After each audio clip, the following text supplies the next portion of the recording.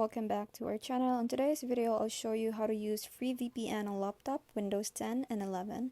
It's quick and easy, so let's get started. So first thing you have to do is go to Chrome Web Store, click on that, and click on the first link to come up.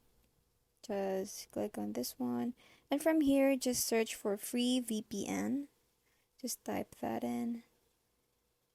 Now choose the one that has good ratings and look for the free plan available. So just click on the one that you like. For me, in my case, I'll choose this one, so just tap on that and click on the Add to Chrome. Hit on the Add Extensions, so let's just wait for it to load.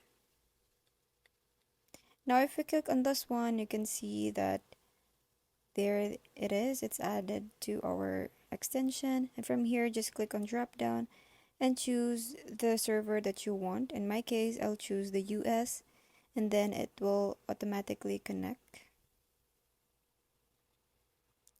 And there you go. That's how you use free VPN on laptop Windows 10 to 11.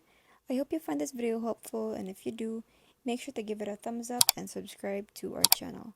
Thanks for watching, and see you in the next one.